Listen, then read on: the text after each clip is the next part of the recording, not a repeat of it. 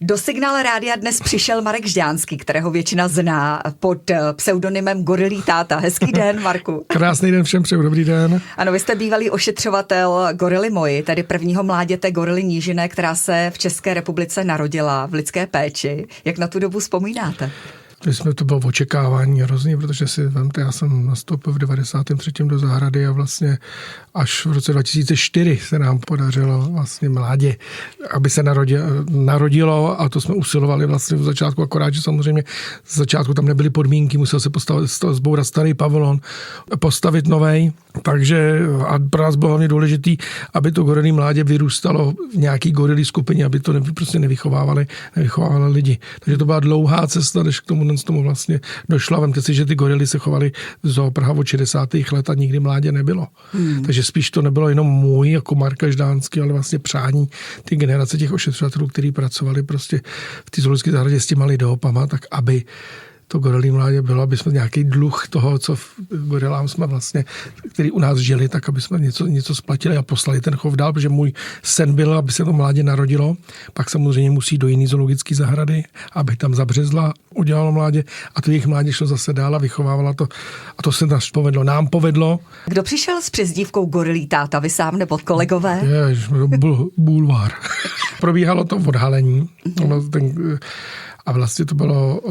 Tam jste byli každý den k televizi, to jsem si nevymyslel, já to si prostě vymyslel tenkrát Český rozhlas s vedením zahrady a já jsem byl vlastně jakoby od toho ředitele Petra Fejka, tak jsem byl vlastně jakoby za zahradu, to jako neřídil, ale jakoby to, co se bude dělat, tohle, že se to schvalovalo spolu s Českým rozhlasem. No a tak v tu chvíli děvčata, co byly moje kolegyně, tak v televizi nebo vůbec vystupovat nechtěli nebo někde mluvit, nebo minimálně, takže jsem mluvil já, no a tím se to vlastně, protože každý den se vysílala televize, takže to bylo takový, jako by bylo to náročné, ale v tu chvíli samozřejmě už jste se vezl s tím, že už mě někdo znal, no jasně.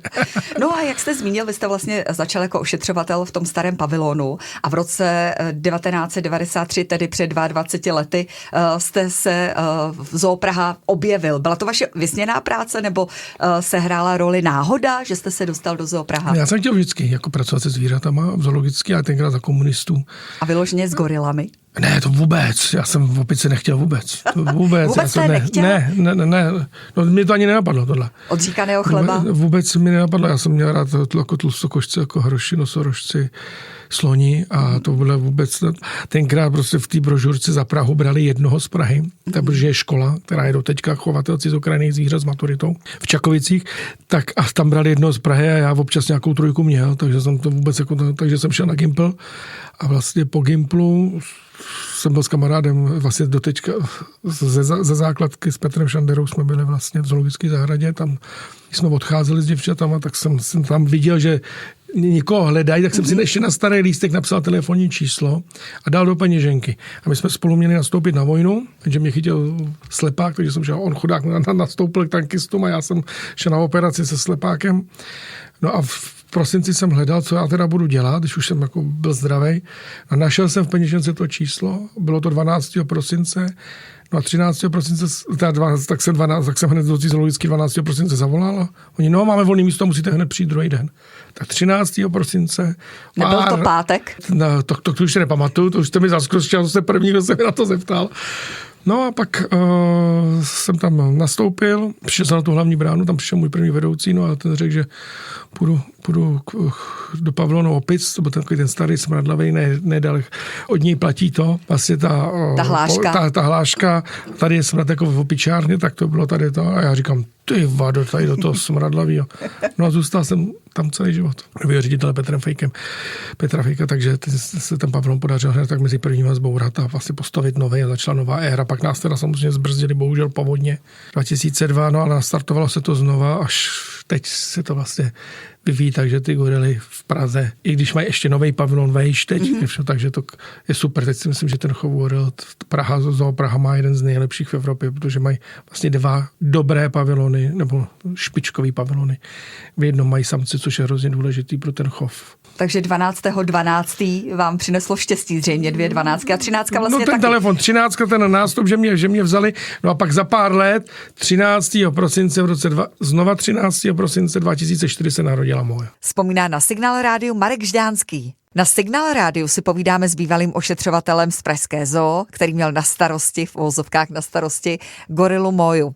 Někde jsem se dočetla a i zaslechla, že jste Moju vlastně 2krát zachránil. No, nejenom Moju jsem zachránil jednou, a to když se teda topila v tom vodním příkopu, když jsem pro ní skákal a vytahoval jsem ji vlastně ven, musel jsem ji oživit, ale musel jsem vlízt mezi ty gorily, protože nešlo vylízt ven, jako od návštěvníků tam bych nevylez. Tak to se naštěstí povedlo a bylo to dá. A pak spíš celou skupinu, a to by asi to bylo to, že jsem to našel já, kdyby tam šla kolegyně, tak to najde kolegyně, protože to stejně každý den se dělá.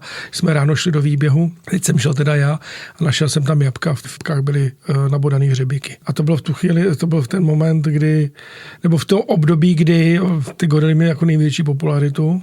A tak asi už to někoho štvalo, tak to tam tohle naházá. Oni samozřejmě ne, až že tohle si myslíte, jo? Ne, Že to takhle až mohlo si myslím, být. že to bylo tak, že jsem i ten tlak i na sebe jako cítil, protože jakoby... Že lidi to brali tak, že už jste moc propagovaní. Někdy, ano, to řekl přesně, byl to tenkrát takový, já na své osobě jsem to tenkrát cítil. Ne, že by ty gorily byly pitomí, že by to neuměli vyndat ten hřebík. Jenže tam je rivalita tak o to jídlo, že jabko je ovoce a to je prostě jako top pro ně, nebo jedno z těch lepších, tak oni jak letí do toho výběhu a teď tam vidějí, že vždycky v tom výběhu má nějaký jídlo a teď tam, když tam uvidí to jabko, no tak letí, a aby jí to nevzal ten druhý, nebo ten samec, protože oni tam měli ještě Richarda, který je hrozný usurpátor na jídlo, tak ten by jim to sebral, no tak ona to jabko veme a spolkne, že? Ale už jsou tam ty hřebíky a už by jí to mohlo potrhat střeva a ten vnitřek. V tomhle tom bylo to riziko. Jenže kdyby tam byla sama, tak si to jabko veme a teď to tam uvidí, tak to normálně ty jsou chytrý, takže to normálně vyndají. Akorát, že tady by bylo prostě to, že v té rychlosti by to podle mě...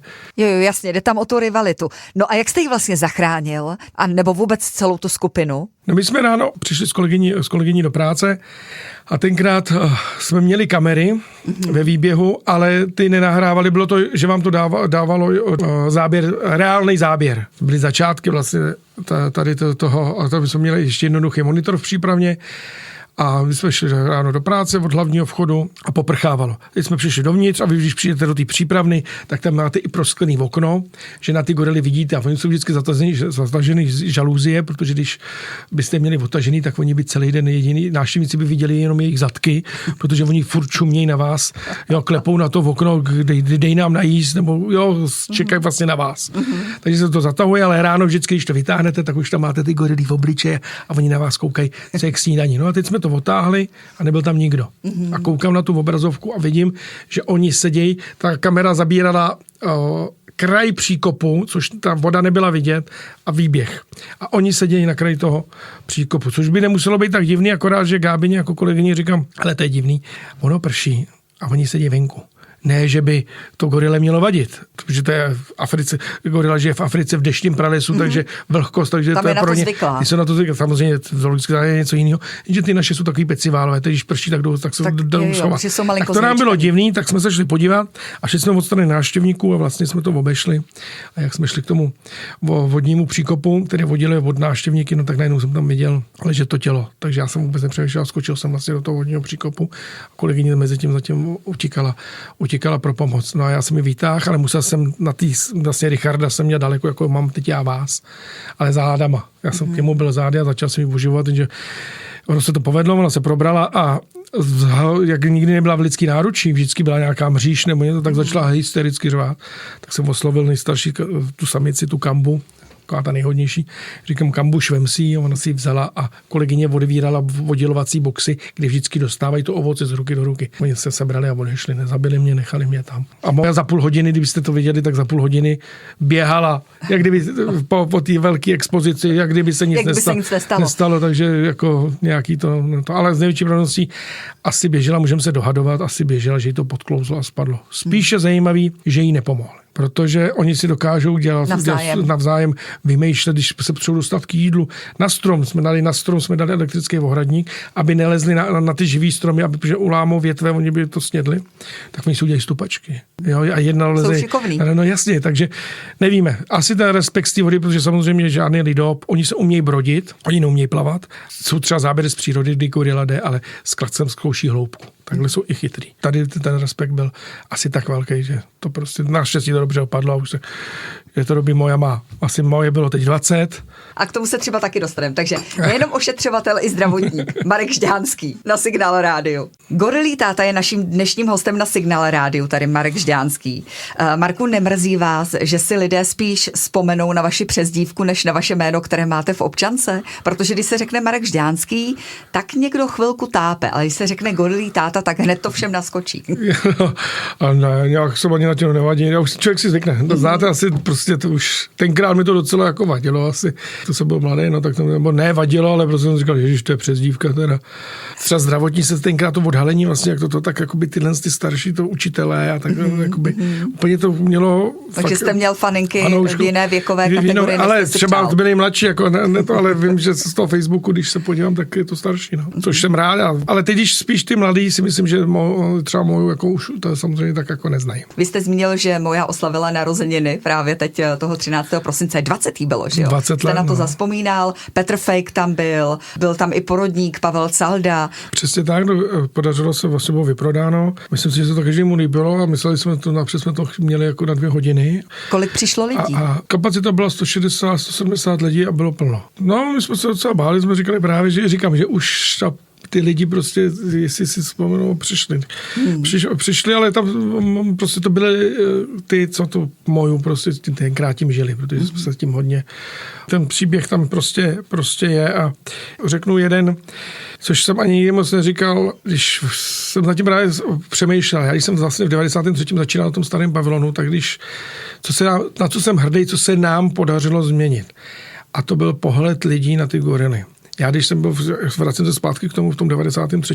přišla rodina před gorilí výběh, tenkrát tam byl Asum Bonigrad v tom starém pavilonu opic, koukali na ty gorily, ten je hnusnej, to je King Kong, jo, a takhle prostě a odešli s tím. A teď, když ty lidi přijdou, buď nahoru do té rezervace Dža, nebo dolů k tomu Richardovi s těmi synama, do toho starého pavilonu, tak koukají, jak ta gorila je impozantní, jak se ta samice nádherně chová k tomu mláděti, jak jsou rodina, jak umějí táhnout za jeden pro vás a prostě ty vztahy a teď fakt to pozor, a když ty lidi posloucháte, někdy já se jenom zaposlouchávám, jak se to úplně změnilo, tak jak my jsme vlastně chtěli a to pomáhá vlastně i k té ochraně. Tím nápadem jste přišel hned po té, co jste skončil v zoo, anebo jak vzniknul tenhle nápad, že budete jezdit po světě a zachraňovat gorily? Já už jsem vlastně v roce 2003, když byla povodeň, 2002 byla povodeň, tak 2003 jsem s kamarádkou a s mojí kolegyní Gábinou, co jsme pracovali vlastně, pavilon jsme měli zavřený, protože se rekonstruoval. Gorily byly ve Dvoře Králové. Na čekačku, než se to opraví, tak jsme vyrazili do Ugandy. Poprvé se podívat na gorily ve volné přírodě. A já říkám, že každý ošetřovatel, u kterých zvířat dělá, tak by se měl jet podívat. Jak to na vás zapůsobilo? No, já jsem byl úplně spokojený. Takhle. U goril jsem byl nadšený v tom, nebo jakoby, co bylo u mě pozitivní, nám bylo hrozně vždycky vytýkáno, že ty gorily sedějí, než se to vlastně bylo ještě předtím, než se narodila moja. Pak to bylo úplně, jak se narodí to mládě, nejenom moja, ale narodilo mládě, tak se to úplně změní. Ta skupina začne žít úplně jiný život. Předtím, než byla moja, tak ty gorily seděly a čekali vlastně. Nebo prostě občas se zvedli, ale vlastně nebylo tam takový to život, když to mládě vlastně baví celou tu skupinu. A nám bylo prostě vyčítáno, nás ještě vracím k tomu, co jsem si přivez z toho pralesa, že tam prostě sedějí a že nemají žádný pohyb a že by potřebovali větší tohle. A my jsme říkali, tam my máme nový pavilon, mají výběh tohle, tak jako, jak je máme donutit? Samozřejmě jsme jim rozsypávali do výběhu jídlo, tam šli sbírat to, jako jo, ale furt to nebylo tak. A teď jsem viděl v té přírodě. Oni se ráno probudí, oni si vždycky na noc staví hnízdo, každá gorila. Oni vstanou, popojdou pár metrů a oni se vlastně probudí v kuchyni, protože ten prales dešnej je prostě pro ně kuchyň. Tam jsou stovky, tisíce různých druhů rostlin, stromů, ovoce a takhle. Takže oni celý den jedí. Vlastně sedějí, mručej, oni jsou spokojení, mručej, mláďata tam běhají, samec si může vybrat, jakou chce, může mít 10, 5, 15 samic, každou se páří, oni tam vlastně predátora, dá se říct, kromě člověka nemají. A tohle, takže jsem přijel s tím, že oni vlastně ty gorily toho prostoru tolik nepotřebují. Umějí si užívat ten život podle toho, co vyprávíte. A v té zoologické že ho nepotřebují tolik. Že ten vnitřek i ten venek vlastně stačí, ale že tam chybí to mládě. Říká Marek Žďánský na Signál rádiu. Marek Žďánský, bývalý ošetřovatel gorily Moji z Pražské zoo, cestovatel a také podnikatel. Jo. Marku, klidně to rozveďte. Máte tolik činností. No, podnikám vlastně, já už jsem musel začít podnikat, když v tom 96. jsme zašli s kamarádem a vlastně my se známe od 3. třídy s Petrem Šanderou, od 3. třídy základky. A vlastně teď nám to každý, já jsem to hrozně pyšný, že vlastně celou dobu až doteď. Vlastně máme firmu, v 96. jsme začali sami dva zavážet takzvané hotely a restaurace ovocem a zeleninou, protože on pracoval v zelenině. V tu dobu prostě v zahradě já jsem bral tenkrát, já jsem našel teď nedávno výplatní pásku a měl jsem 2300 a tenkrát výplaty byly. A ta zahrada měla opravdu nízké, oni teda doteďka, tam nejsou žádný závratný peníze u těch zvířat. Ano, to je všeobecně známý. A přitom je to dřina. Správně, ten ošetřovatel vlastně to je základ, pilíř. Pokud chcete mít v pohodě zvíře v té zoologické zahradě, musí být v pohodě ten ošetřovatel. To jsou dva pilíře a třetí pilíř jsou ty návštěvníci, protože bez těch návštěvníků by ta zoologická zahrada zase neměla smysl, neměla by peníze na to, aby mohla chránit dál třeba v té zvířata v té volné přírodě. Tyhle ty tři základy ošetřovatel, zvířata, aby byly v pohodě a pak ta zoologická zahrada prostě bude fungovat. To prostě je podle mě ty základní kameny tady toho. Důležitý je, a ten ošetřovatel vždycky musí mít i lidi, kteří mají doma i jenom rybičku, vždycky musíte mít respekt a úctu k tomu zvířeti, to je základ. To je pravda. A vy jste se dostal i do filmu, dokonce do velmi opěvovaného snímku Jiřího Mádla, Vlny. To byla náhoda. Herečka Daniela Choděrová mi zavolala, která se mnou byla na výpravě za gorilama. Tak jsme se poznali, já jsem ji předtím neznal. A zavolala mi a říká, Máro, nechceš hrát ve filmu? A já, v jakém filmu? No Jirka točí film. A já říkám, a co to je? No film se jmenuje Vlny. A já říkám, a co bych tam hrál? No hrál bych tam takového komunistického parchanta. No to je perfektní. A tenhle to je na závěr. A já říkám, hele, já nevím. Já jsem vůbec jako neměl, ona říká, on tě viděl se mnou na fotkách a ty seš na to tím svým ksichtem úplně hodíš. To byl Jirka Mádl, jenže já jsem nevěděl, že to je Mádl. Ona říkala furt Jirka. A já říkám, Ježišmarja. A já říkám, no tak, dobrý. Hele, oni se ti ozvou tohle. Pošli mi fotku aktuálně tvýho obličeje. Tak jsem poslal, jak vypadám. A ona mi volá zpátky, říká, hele, Jirka by potřeboval, aby se 2 měsíce nestříhal. A já, cože? No, protože to je jakoby z 68. tak tam se nosili účesy, to máš krátký. Já říkám, no tak OK. No a pak to začalo, no to by bylo nadlouhý vyprávět, to jeden ten, no ale hrál jsem tam, nakonec teda bohužel na to, jak jsme tam trénovali nebo načali, tak jsem tam slyšet, je tam vidět moje břicho, ale v obličeji teda, který mě zabírali celou dobu, tak stáhli na herečku, takže v obličeji tam úplně vidět nemám. Hrál jsem tam, doufám, že to Oscara vyhrajem. Ale zaplaceno jste dostal. Oscar určitě bude. Tak jsem se k tomu dostal k slepej houslim, ale zase jsem člověk viděl, ale další zkušenost. Musím říct, že to je náročný, jako pro ty herce, pro mě to tak nebylo, tak já jsem měl krátký text. Jo, takže to jako mluvím tam, je tam vidět moje břicho, ale bylo to zajímavé a říkám, jak slepej houslim jsem se k tomu dostal. Teď zrovna psali, že film Vlny získal cenu Dě. Jo? To ani nevím. No, ale teď i na toho Oscara já říkám, hele, tak já můžu se teď vytahovat, že jsem hrál ve filmu, který je nominovaný, zatím říkám, je nominovaný na Oscara a ještě uvidíme. Je taková sranda, ale jako držím opatře, myslím si, že je dobrý, že já jsem to vlastně viděl až na premiéře, protože já teď jsem poprvé věděl, jsem byl tam pozvaný, že taky, a je dobře, že to je, fakt to udělal ten Jirka Mádl, to udělal tak, že to dobře připomene. Jak to vlastně tenkrát i pro ty mladý. Já jsem na tom byl s dcerou, je 13 a říkáme, ty komunisti to byly ale hajzlové. A přitom jsem si říkal, že a sama od sebe mi to řekla jako v tom kině. Tak jsem si říkal, no tak asi to prostě i na to dítě, protože nikdy jsme se o tom nebavili, já jsem si říkal, že jí to bavit nebude, ale chtěla jít, protože manželka byla v práci, Tak jsem říkal, no tak tak jako jasně jsem říkal, no, že to bavit nebude, no nevím, ale odešla s tímhle názorem. Tak zřejmě to dobře natočil Jirka Mádl a vy jste tam dobře zahrál. Tak mě řekla, tati, tam nejseš. Aspoň v titulkách mě viděla teda. No tak vidíte, ona mě to ani po tom hlase nepozná, ale po hlase, když se někdo soustředí, jak mě pozná. Takže nejenom ošetřovatel, cestovatel, podnikatel, ale také herec Marek Žďánský byl naším hostem u nás na Signál Rádiu. Tak jo, přeju všem krásný den, děkuji za pozvání a mějte se hezky, nashledanou. Marku, ať se vám daří ve všech sférách. Díky moc. A ať vám vydrží ta dobrá nálada. Naším hostem na Signál Rádiu byl bývalý ošetřovatel v pražské zoo Marek Žďánský.